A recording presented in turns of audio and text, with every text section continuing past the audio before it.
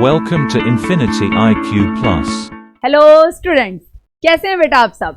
अब चलते हैं आगे की तरफ, जहां पे हमने छोड़ा था अपना टॉपिक लास्ट। क्या छोड़ा था आपको सबको याद है? लास्ट वीडियो देखिए और पता लगाइए कि हमने क्या टॉपिक लास्ट देखा था, राइट। उसके बाद जिन बच्चों ने लास्ट वीडियो देखी थी बेटा, उनको अच्छे से पता है कि हमने क्या पढ़ा था। संघीय व्यवस्था की विशेषताओं के बारे में, प्रकार के बारे में आगे जाना था। ओके, अब हम चल रहे हैं बेटा इस तरफ पे कि हमें ये तो पता लग गया संघीय व्यवस्था क्या है, उसकी विशेषता क्या है, उसके प्रकार क्या है। अब चलते हैं ये जानने के लिए कि संघीय व्यवस्था भारत में है भी या नहीं है। सिर्फ कहने मात्र से संघीय व्यवस्था नहीं हो जाती है।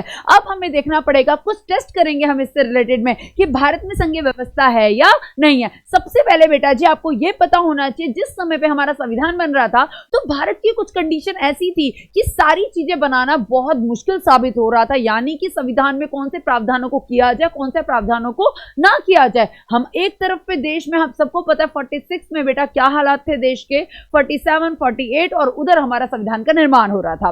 इतने सब प्रेशर में भी हमारे संविधान निर्माताओं ने एक ऐसा संविधान बनाने का ट्राई किया जिससे सारी कम्युनिटीज क्या हो बेटा, एग्री हो। यानी कि हम अपने संविधान में कोई भी ऐसी बात नहीं करना चाहते जिससे समाज के अल्पसंख्यक के किसी भी समूह को कोई भी नुकसान पहुंचे, ठीक है। चाहे वो नैतिक तरीके से हो, चाहे वो उनके इमोशनल किसी भी तरीके से कोई उन पर कोई भी प्रकार का प्रभाव ना पड़े, नकारात्मक प्रभाव ना पड़े स्पेशली। ओके, तो इसी तरीके से उन पर जो भी प्रभाव पड़े बेटा, सकारात्मक प्रभाव के लिए कुछ स्टेप लिए गए और ऐसी चीजों को दूर रखा गया जो समाज में भेदभाव कर सकती है। ओके, चलिए अब फिर क्या हुआ बेटा जी कि हमारे जो संविधान निर्माता थे, ठीक है, उन्होंने क्या किया। सबसे पहले हमारे संविधान में ऐसे प्रावधानों को किया गया जिससे सरकार में सत्ता का डिवीजन हो सके, ठीक है। संघीय व्यवस्था बेटा शब्द हमने अपने संविधान में नहीं लिया, इसमें यूनियन शब्द लिया गया, यानी कि संघ शब्द लिया गया कि भारत क्या होगा, राज्यों का संघ होगा। ओके, राज्यों का संघ होगा। हमने क्या नहीं किया, संघीय व्यवस्था शब्द का प्रयोग ना करते हुए उसके प्रावधानों को लिया गया है। यूनियन शब्द का प्रयोग किया गया किसके अंदर, हमारे संविधान के अंदर। ओके, अब देखिए बेटा जी यहां पे बता रहे हैं कि सबसे पहले जो बेटा हमारे संविधान में लिए गए थे वो दो स्तर लिए गए थे, एक केंद्र सरकार और एक राज्य सरकार। तीसरे प्रावधान को कंपल्सरी बाद में किया गया है। यानी कि जब हमारा संविधान बना तो केंद्र लेवल पे तो हमारा केंद्र से राज्य में तो पावर को डिवाइड कर दिया गया, लेकिन तीसरे स्तर के लिए जो प्रावधान किए गए वो सही से नहीं किए गए थे। लगा था कि भाई राज्य के नीतिशक तत्वों में लिख दो, डायरेक्टर प्रिंसिपल्स में लिख दो कि भाई सरकार की मर्जी होगी, राज्य सरकारों की, मतलब किस तरीके से इसको आगे चलाएंगे, ठीक है, उनको चलाना होगा। लेकिन उस चीज को पुख्ता नहीं किया गया था। सिंपल सी बात है बेटा, आपको भी क्या दिया जाए कि आपको क्या करना है, संडे वाला टेस्ट देना है या नहीं देना, तो आप क्या करोगे, ऑब्वियसली नहीं देने आओगे, ठीक है। इसी तरीके से कुछ राज्यों ने बेटा इसे अडॉप्ट किया और कुछ राज्यों ने क्या नहीं किया, इसका ठीक से एग्जीक्यूशन सही से इससे पालन नहीं किया। बाकी पंचायती राज के बारे में हम आगे के लेक्चर्स में देखेंगे, ठीक है। तो अब हम देख रहे हैं कि किस तरीके से बेटा कि भारत में संघीय व्यवस्था है भी या नहीं है, राइट। देखिए सबसे पहले बेटा हमारा क्वेश्चन है, भारत में संघीय व्यवस्था की विशेषताएं। पहला, हम कैसे कह सकते हैं भारत एक संघीय व्यवस्था वाला देश है, तो कौन कौन सी बातों से हमें पता चलेगा कि भारत एक संघीय व्यवस्था वाला देश है भी या नहीं है। उसके लिए बेटा जी हमें कुछ टेस्ट करने पड़ेंगे। हमें ये याद है कि हमने एक संघीय व्यवस्था की विशेषताएं पढ़ी थी, राइट, सबको याद है, ठीक है। अब हम क्या देखेंगे, जो जो विशेषता संघीय व्यवस्था में होती है, अगर वही विशेषता भारत में भी है तो इससे पता चलेगा भारत एक संघीय व्यवस्था वाला देश है। दोबारा से, अगर जो विशेषता संघीय विशेषता भी हमने पढ़ी, चैप्टर के स्टार्टिंग में हमने जो संघीय व्यवस्था की विशेषता पढ़ी है, अगर वो ही सारी विशेषता भारत में भी है तो हम कह सकते हैं भारत संघीय व्यवस्था वाला देश है ना बेटा। चलिए सबसे पहले हमें पता है किसी भी देश को संघीय व्यवस्था बनाने के लिए पहली शर्त होती है कि विभिन्न स्तरों की सरकार होनी चाहिए। तो भारत ने अपने संविधान में पहले केवल 2 स्तरीय शासन व्यवस्था का प्रावधान किया था, बाद में बेटा जी इन्होंने पंचायत और नगर पालिका के रूप में तीसरी सरकार का प्रावधान को भी जोड़ दिया गया। तो पहला टेस्ट में तो हम चलो पास हो रहे हैं, या फिर कह सकते हैं कि भारत का जब ये देखा गया कि भारत संघीय व्यवस्था वाला देश है या नहीं है, तो उसके लिए बेटा जी पहला प्रावधान हमने देखा कि यहाँ पे शक्तियों का बंटवारा किया गया है, पहले केंद्र, राज्य और बाद में जाकर लोकल लेवल को भी, स्थानीय शासन को भी इसमें ऐड कर दिया गया, राइट। एक मैंने यहां पे अभी शब्द यूज करा टेस्ट, ठीक है, वो बेटा एक्चुअल में हम आगे जाके पढ़ेंगे। इसके बाद वाला टॉपिक वही है कि भारत में कौन कौन सी परीक्षा देनी पड़ी, तो इसको परीक्षा में मत लिखना, ठीक है, ये आप कैसे साबित कर रहे हो कि भारत एक संघ व्यवस्था वाला देश है या नहीं है? भारत में से कौन से प्रावधान किए गए जिससे पता लगता है भारत एक संघ व्यवस्था वाला देश है? आई बात समझ में सबको बेटा? तो इस चीज को समझ लीजिए, ये क्वेश्चन इंपॉर्टेंट है, बोर्ड में आ सकता है, इस चीज को क्लियर करके रखना। ओके, अलग अलग स्तर की सरकारों के लिए अलग अलग अधिकार क्षेत्र बनाए गए हैं। देखो बेटा, अब क्या किया गया, पावर को भी डिवाइड किया गया। ओके, पावर को डिवाइड भी तो करना जरूरी है भाई, तुमने सत्ता बांट दी, ठीक है, तुमने क्या दिया, केंद्र सरकार बना दी, राज्य सरकार बना दी, लोकल गवर्नमेंट बना दी, भाई उनके हाथ में पावर भी तो दो। और ये चीजें पावर क्या होनी चाहिए, लिखित होनी चाहिए, ताकि मैंने आपको बताया था कि कोई भी लड़ाई ना हो, भाई केंद्र कहेगा मेरी पावर है, राज्य कहेगा मेरी पावर, लड़ाई हो जाएगी। लेकिन उस लड़ाई को रोकने के लिए क्या करना पड़ेगा, संविधान में इसको लिखित रूप से दर्ज करना पड़ेगा कि कौन सी पावर एग्जैक्टली केंद्र के पास जाएंगी, कौन सी राज्य के पास जाएंगी। उसके लिए बेटा जी बेसिकली 3 लिस्ट बनाई गई और आगे जाके चौथी लिस्ट को ऐड कर दिया गया। देखिए, केंद्र सूची नाम से पता चल रहा है ऐसे टॉपिक जिनका संबंध देश से होता है उनको केंद्र सूची में रखा गया। जैसे मैंने आपको एग्जांपल हमेशा स्कूल के प्रिंसिपल का देती हूं बेटा, ओके, या मेल या फीमेल जो भी सर या मैम, प्रिंसिपल मैम सर हैं जो भी, ठीक है।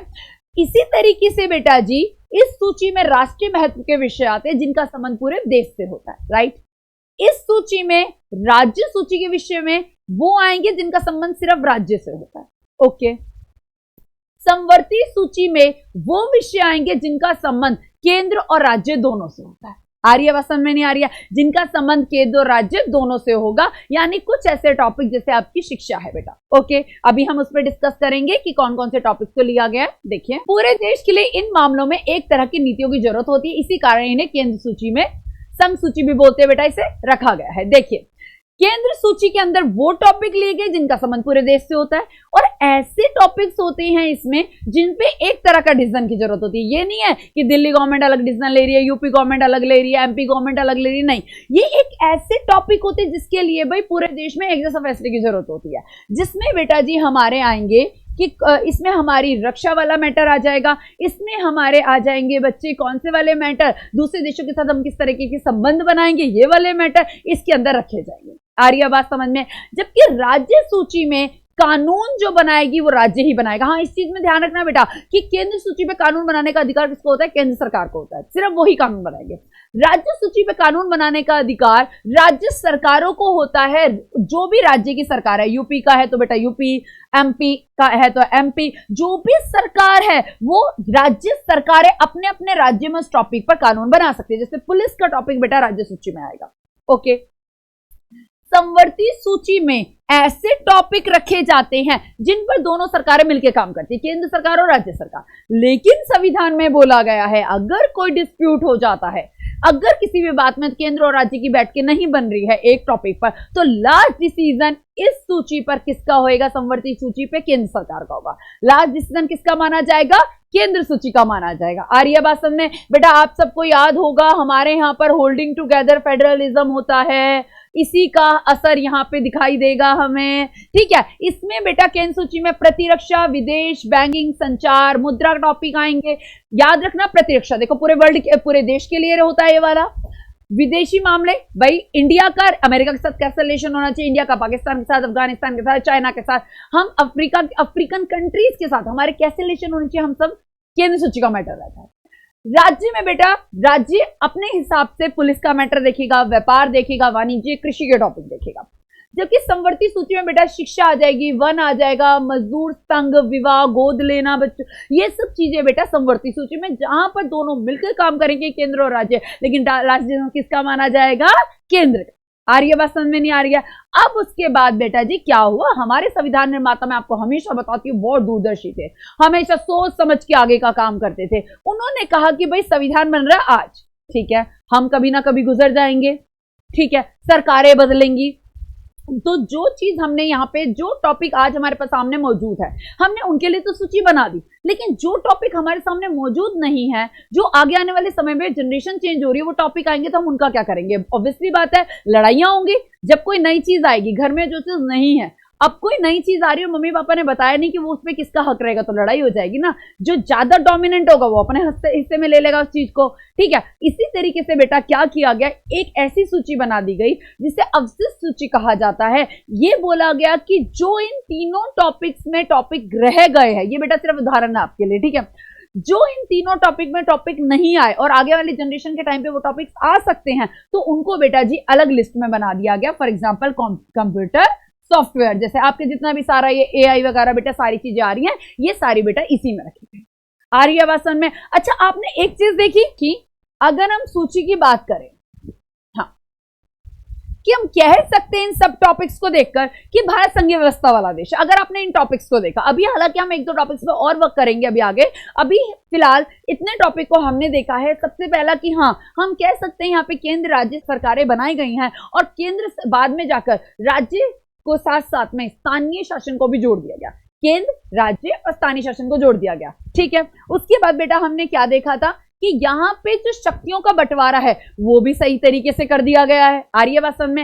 अब देखिए, केंद्र सूची पे कानून बनाने का अधिकार किसको है? केंद्र सरकार को, ठीक है।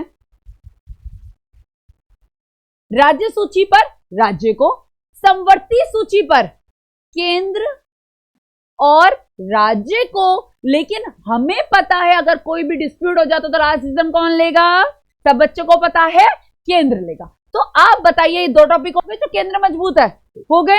अब इसके बाद यहां पे भी मैंने आपको बताया कि इस पे भी कानून बनाने का अधिकार केंद्र को दिया गया। तो बेटा एक पे केंद्र मजबूत है, यहां पे भी केंद्र की पावर ज्यादा है, इस टॉपिक पे भी केंद्र। मेरी बात समझ रहे हो आप? ये केंद्र सरकार के लिए है, केंद्र सूची के लिए है, ये समवर्ती सूची के लिए मैंने 1 लिखा है, ये बेटा अवशिष्ट सूची के लिए लिखा है। तो 3 टॉपिक पर 3 लिस्ट में तो केंद्र मजबूत है। So we can say that, हम क्या कह सकते हैं कि भारत में कुछ टॉपिक ऐसे आ जाते हैं जहां पे केंद्र की ज्यादा चलती है। आर्यवस्था में इसीलिए भारत में जो बेटा संघवाद है बेटा, वह होल्डिंग टुगेदर वाला है, क्वेसी फेडरलिज्म है, यानी हमारा अर्ध संघात्मक देश है, जो किसका आइडिया हमने कनाडा से लिया है। आ रही है बात समझ में? जिसमें कुछ स्थितियों में, और वो बेटा हमारे देश के अकॉर्डिंग है, वो गलत नहीं है। मैंने आपको बताया हमारे संविधान निर्माताओं ने बेटा किसी की चीटिंग नहीं करी है। उन्होंने हमारे संविधान में वो प्रावधान करे हैं जो हमारे देश के लिए अकॉर्डिंग थे। हमने नहीं किसी की संविधान को एकदम अपने उसमें ले लिया। हमने ये देखा कि हमारे देश के लिए क्या अकॉर्डिंग ठीक है।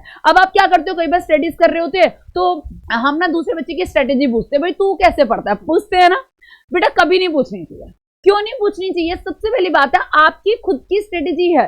हम आपको टीचर्स बता सकते हैं आप कैसे पढ़ो, लेकिन उसके आगे भी आपका काम है। दूसरे बच्चे का एनवायरमेंट घर का अलग है, उसका टाइम टेबल अलग है, हम उसको फॉलो थोड़ा ना कर सकते हैं। आपका टाइम टेबल अलग है। हाँ, मैं आपका इंडिविजुअल टाइम टेबल पूछ के आपका टाइम टेबल बना सकती हूँ कि आपका घर में क्या रूटीन है, फिर मैं आपकी स्टडी का बना सकती हूँ। लेकिन सब बच्चों को एक जैसा फॉलो नहीं हो सकता। कुछ बच्चे बेटा कई जगहों पे मान लीजिए दोपहर को स्कूल जा रहे हैं, कुछ बच्चे सुबह स्कूल जा रहे हैं, तो उनके तो टाइम टेबल अलग हो जाएगा ना। इस तरीके से बेटा जी हम कभी भी किसी की चीटिंग नहीं करना है। पढ़ो और अपनी स्ट्रेटेजीज खुद बनाओ। देखिए आप कितना आसान हो जाता है फिर पढ़ना। हमने कुछ नहीं करा, हमें संघीय व्यवस्था की विशेषता बता दी, हमने ये देख लिया कि भाई वो इंडिया में है या नहीं है। अगर इंडिया में है so we can say that yes India federal country है, संघीय व्यवस्था वाली कंट्री है। अगर वो फीचर्स ना होते तो हम कह देते इंडिया नहीं है। इसी के आगे बेटा जी और हम देखेंगे कि और भी फीचर्स लेकर चलेंगे आगे, जिसमें ये पता लगेगा संघीय व्यवस्था भारत में है या नहीं है। अभी आगे टेस्ट होएगा। ओके, आई होप सो बेटा जी आपको ये वाली चीजें सारी समझ में आ गई होंगी। इसके बाद बेटा अगर कोई भी दिक्कत है तो आप नीचे कमेंट बॉक्स में पूछ सकते हैं, और जिन बच्चों को ये वीडियोस अच्छी लगी हैं तो बेटा जी आप सबसे पहले तो उनको समझिए। अच्छी लगने का मतलब क्या है? अच्छी लगने का मतलब है आपको वो चीजें समझ में आई हैं। अगर कोई भी डाउट है आप नीचे कमेंट बॉक्स में करिए।